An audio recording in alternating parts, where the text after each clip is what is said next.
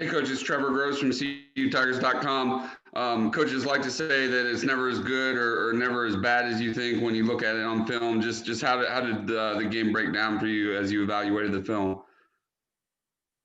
Well, very pleased with our effort, how hard our guys played. I thought we played physical, thought we tackled really pretty well, created a lot of pressure up front.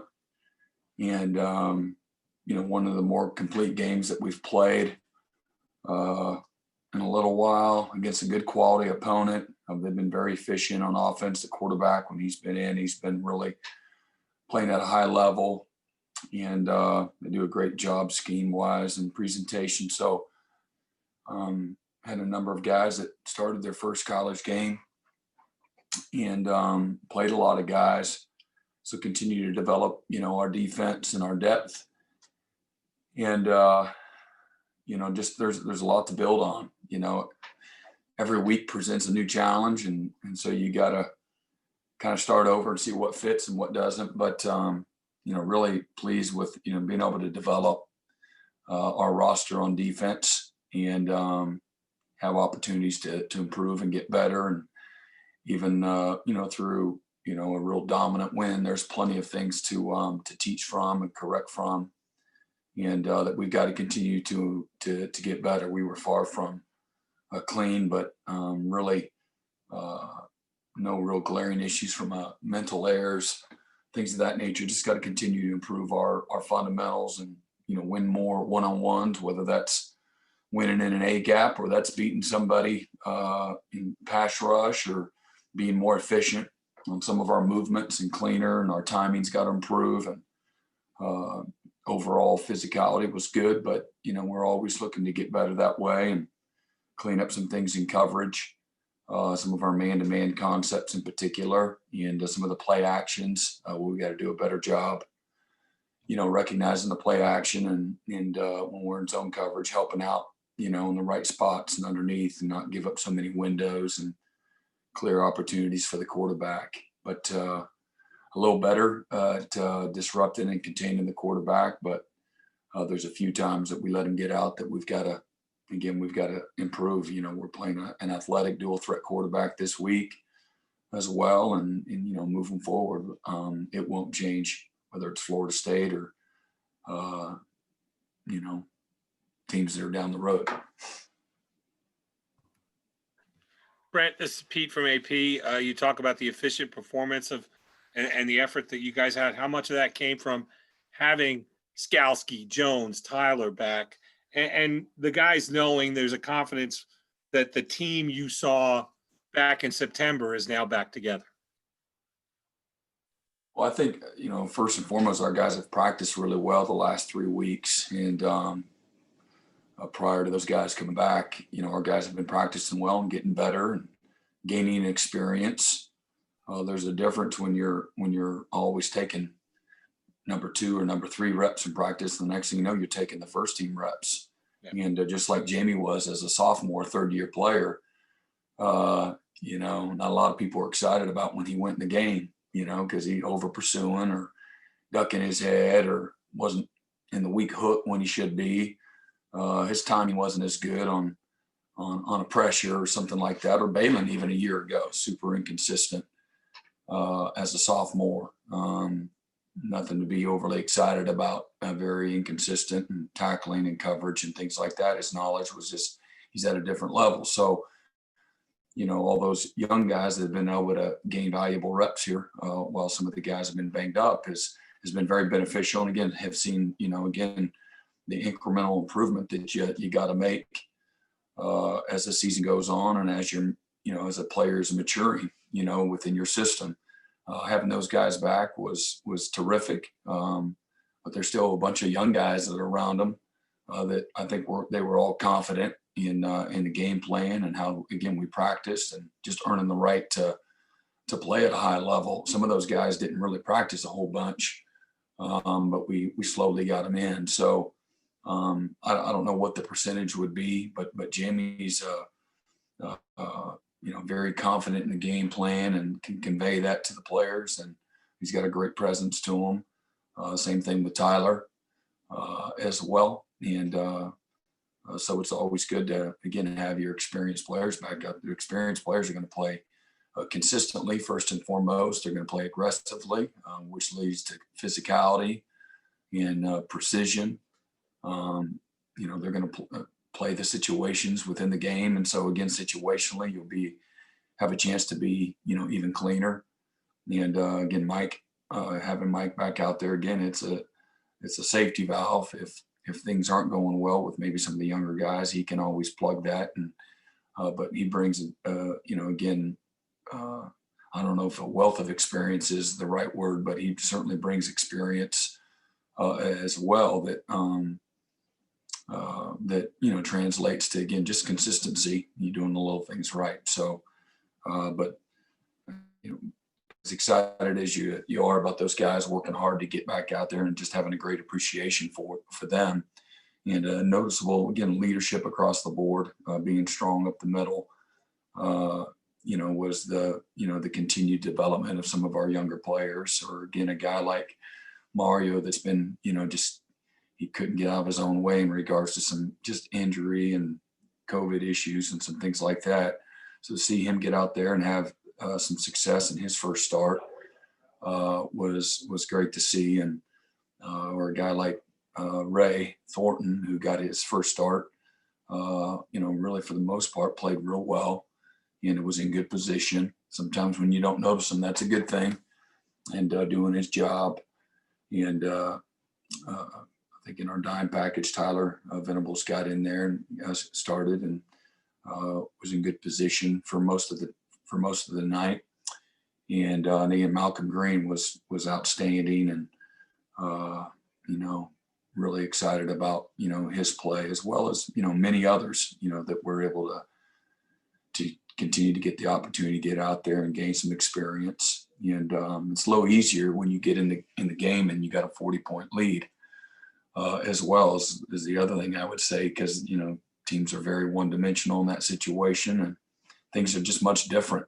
Your calls are different, what they do is different, and there's not, it's not a tight game, so it's not like they can do everything. So sometimes guys get in there and people wonder, well, man, how he's making all these plays. Well, he knows exactly what plays they're going to run, because they're very one-dimensional in those situations. But it was great to be able to see guys get out and have some fun and play, again, aggressive. And again, there's still plenty of things to teach from, even some of the guys that maybe didn't play as many snaps, but played maybe in the second half later. We're able to get out there and have some teachable moments. Brent, this is Matt. You mentioned Malcolm Green. Just what he said you guys had gotten him ready the last few weeks in practice to play a bigger role. What did you see from him that made you think that he was ready to take on a bigger role? Well, nothing any different. Just feeling like, we felt like our hands were tied just with the cornerback depth, and just not really knowing what those numbers were going to be from one week to the next. That was really our plan all along. So just continue to emphasize with Malcolm, what he needs to do if he plays inside as opposed to outside, and still keep him mentally ready for the outside corner. It's a little easier schematically to play. It's hard to play athletically, but a little easier from a job responsibility standpoint. So just trying to get him, Malcolm, prepared from a fundamental alignment, the savviness, all those types of things, and certainly the assignments, run fits, leverage and coverages, things like that. And so fortunately we had a couple of weeks to try to continue to bring him along, but it's something that we've been doing all year, but it's you just haven't felt like maybe just trying to prepare for what if you get one or two corners banged up. You got to have some answers instead of trying to figure it out on the fly. So it's just been a dilemma that we've been fighting through, but he really stepped up and did a nice job. Hey, Coach, it's Trevor again. You mentioned Virginia Tech's quarterback, Hendon Hooker, is a dual-threat guy. Their running back, Herbert, leads the country in all-purpose yards. He's fourth in rushing yards. How difficult a guy is he to wrap up with his low center of gravity? Yeah, they're all excellent players. wish Herbert was still at Kansas. He's an excellent player. Plays with great vision and instincts. Got a great burst. Hard to get down. Gets a lot of yards after contact. They do a great job in their presentation. Put you in a lot of conflict, run pass. So they do a terrific job. They're really humming on offense. You went up against Justin Fuente, of course, in 2016 and again in 2017. Just what kind of an offensive coach is he? Yeah, excellent. Again, great success on offense. They move the ball on everybody, score a lot of points. Again, put you in a lot of conflict, run pass with their RPOs, and got big, strong players at both running back and at quarterback, and a veteran offensive line, one of the higher graded offensive lines in college football. And they've got a lot of experience there, and at tight end and at receiver. So they got an experienced group of players on that side of the ball, and got a big physical, strong presence to them. So Justin does a great job, again, with presentation and play calling and putting the players in position, to be successful, move the chains, and score points. Brent, this is Larry Williams. Through 9 games, 23 of your guys have started. Have you ever experienced anything quite like this in your career as a coach? I think it goes without saying. I have not, and super proud of the guys that have been able to grow up right before our eyes. And sometimes there's some frustration with that. But you see some real exponential growth when these players are able to get these kind of opportunities at such a young age. And but it feels like you're having we've talked about it, every week is a season of its own. You don't know what next week's gonna have in store for you. So just have a one game mentality. And you say that a lot, but in the coaching profession, sometimes it's a little bit of a cliche. But this week, or this year rather, you've really felt like you have under the circumstances, because you don't know what the roster's going to have for you, and whether it's injuries or, again, COVID issues or what have you. We've had it all, and we've probably are like a lot of people. I would imagine that's same issues going on across the country. But very proud of both our coaches and our players, preparing our guys, and the players stepping up and being ready, and having a go for broke mindset. And again, for the most part, by and large, again, there's going to be certainly some bad with the good, but guys have really performed well, under the circumstances. Coach, it's Trevor again. Malcolm Green was just telling us how much of a mentor Kayvon Wallace has been to him. I know Malcolm doesn't play safety like Kayvon, but are they pretty similar just from a versatility standpoint? Yeah, sure.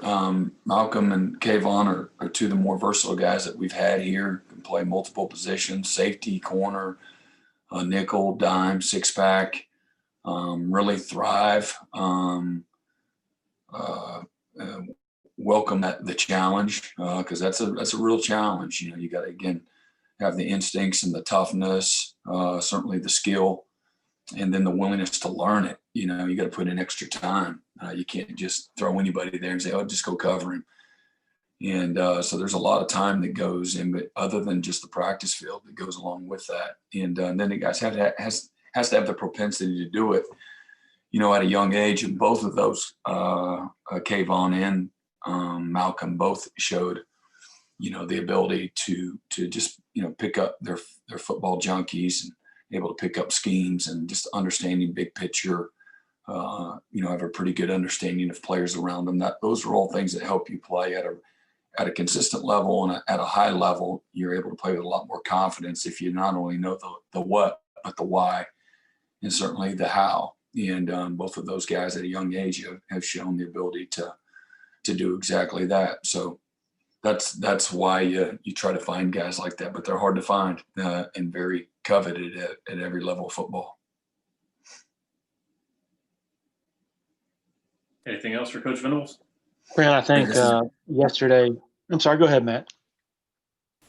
Sorry, Larry. I was just going to ask. I know Sheridan and DK were both out. I know you touched on it some, but how do you feel like the young quarterbacks as a whole played in the group did with those two guys out? I mean, again, felt like they played, really well. Again, there's plenty of things we can get better at. That's going to be that way week to week, but thought they really stepped up well. Fred and Andrew and Lee Anthony. And who's our other guy? Lee Anthony, Fred, Malcolm. Mario, player of the week, whatever. Don't forget him. But yeah, those guys stepped up, really practiced well. And that's going into the game, felt very good because of how we practiced and really have practiced the last couple of weeks. And, try to, grade that every single day. Every day's game day, every rep you take's a game rep. And very hard on the guys, very hard to please us coaches, and they've answered the bell. Have really, again, have made just tremendous improvement. You look at where Booth was, I'm sure everybody's out there. I'm just guessing, but everybody's out there wondering, what's wrong with Andrew Booth after his first game as a starter against Wake Forest. Couldn't cover anybody, couldn't show up in the run game and cover two, and just spazzed out, man. He was just too excited and let the moment get the best of him. And here we are, whatever we are. I mean, is it 9 games? How many games have we played? 9 games later, he looks pretty good. He looks pretty savvy. He's made some, exceptional plays along the way during the journey as he's kind of, again, just slowly getting a little bit better. There's always bumps in the roads. That's what happens with players. Football's a developmental game. And the more you play, the more you practice, the more you have repetitions, the better opportunity there is to, again, have trained reaction. Defense in particular is all about train reaction. And so that's a process. And some guys pick it up a little easier than others, but usually that's not the case. And so, just talking about all of them as a whole, that development, it does happen at different speeds, if you will, for different guys, and at different times for different guys. A guy like Vic Beasley took him a little while. Kevin Dodd took him a little while. Shaq Lawson, the day he got here, he had great instincts. He was extremely physical. Was not afraid to put his face, on somebody. Was heavy-handed. Some guys need that, like a Cleveland Ferrell. He needed that development. He needed the weight room, which gives you confidence.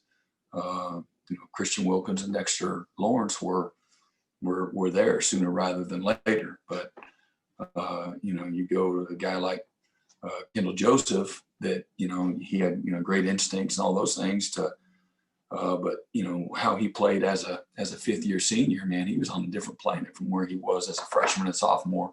Again, just like you see Skowski, everybody loves Skowski now. 2 years ago, he was like, "Who's Skowski? Huh? Trey Lamar," or Kendall, put Kendall back in, or where's Ben Boulware? The Skowski guy. But that just shows you, again, what that maturation looks like. And I'm sure there's a bunch of Clemson fans that are kind of Johnny come lately, just trying to watch us just now and think all of a sudden we just showed up and this is how it's always been. And Coach Sweeney will be quick to remind you this has been a developmental program too, and we take great pride in that. And whether you sign a highly recruited guy or you sign a guy that isn't as highly recruited, there's always development that needs to take place. And then you have intangibles that are probably more important than anything. And the intangibles about work ethic and commitment and doing what's right on and off the field, and putting the work in every day and not growing weary, and having some failure on the way, and then handling the adversity and the failure the right way. That either promotes your growth or it's a hindrance to your growth. Your maturity. Can you take coaching? Can you take failure? Can you take having to compete every day? And that goes into the progress of every single guy and their development and then where they're at. And some guys are, again, just to add water, and some guys, you got to spread it all out out there on the table, on the floor, or whatever. It's an erector set, and you got to put it together, and they can get there too. And I know that everybody wants it, right now, but it doesn't happen like that. So as coaches, we have a great appreciation when you see that incremental improvement, and you do that by just being great today. And we all, in our different fields of work, for example, that's how we get good at our crafts too. And through some failure and through some doors being shut in your face, and by doing it over and over and over, and learning and growing and improving, and so that's talking about getting back to those corners. You see a guy like Anthony, get his opportunities, and he had some failure in the game, and then he makes a couple of real nice plays too, and that's part of that growth and maturation. And Mario, he had some failure in the game. You'll be the first one to tell you, I think maybe the longest pass of the day, the 30-yarder. I'm low on the route. He just lost his leverage in man coverage, got a little high, crossed over, let the guy, bully him around a little bit. But man, he had two, incredible plays at a great time, just doing the little things right, and being in the right position, to make and execute those plays, whether they're layups or they're fly through the air with a cape on like Booth, the praying mantis back there coming out of nowhere. And, like he was the intended target the whole way. So it's good, all of it's good. And we need those guys to continue to come along, and that helps, other areas of our defense grow, as well. It all works together, guys playing well up front, guys doing the right things, and, getting their eyes in the right places in the back end and everything in between. Brent, I think, somebody else. We'll go to Larry. Larry, go ahead. Sorry. I think yesterday Trenton was the first defensive player Dabo mentioned during his conversation with us. What impressed you the most about what you saw from him Saturday? And is he kind of naturally suited to be that, edge, point of attack player who can play both on the line and at the second level as well? Well, again, he has some really good gifts, and we're trying to find ways to get him involved. The one thing that he has going against him is just understanding and experience and knowledge. So find things that he's good at, and give him those opportunities, and still continue to develop him in other parts of his game as well. I think the biggest thing is, he has rushed the passer in his career. That's what he's done the most of if he wasn't playing running back. And so that's a little more natural to him. But, he's got a long way. He'll be the first one to tell you, as far as being a good pass rusher, he got a long ways to go, but he's got speed, explosiveness, he's got the ability to recover. He's got pretty good instincts.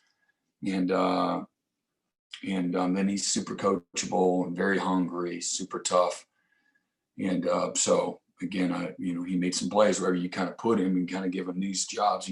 He has shown the ability to make plays, and now you're just looking for sustainability and consistency, because he's got some things he's got to improve on from that standpoint, whether it's leverage in a pass drop, or when he can come get the quarterback, and when he's got to stay in coverage, things like that. That's all part of that growth. And sometimes there's some growing pains with that, but love his attitude. He's a worker, super humble, and again, very talented. He's got length and got a great frame, and very explosive, and tackling is very natural for him. Coach, it's Trevor again. I was just going to ask you really quick about the Venables boys. It looked like Tyler was in great position to make the interception before the praying mantis came along and snatched it out of the air. Was he a little bit upset by that? And Coach Sweeney said that Jake rolled his ankle. How is he doing?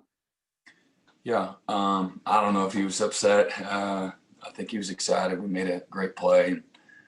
He's a good teammate, so he's fired up, for his teammate. But and then Jake, rolled his ankle on Thursday, and so I think he'll be better. I think he'll be back at it again. Kane came in and did a really nice job. Made some good plays and some good tackles, and the experience for him will really pay off. So, Tyler's really improved, and the more he plays, he's been really playing offense, for the last 3 years, and so he just has a lot of fundamental things to continue to get better at. But he gets more and more comfortable the more he plays, and he's got good instincts and very natural, aggressive player. And again, Coach Kahn's done a great job developing him and putting him in a position where he can, help where needed.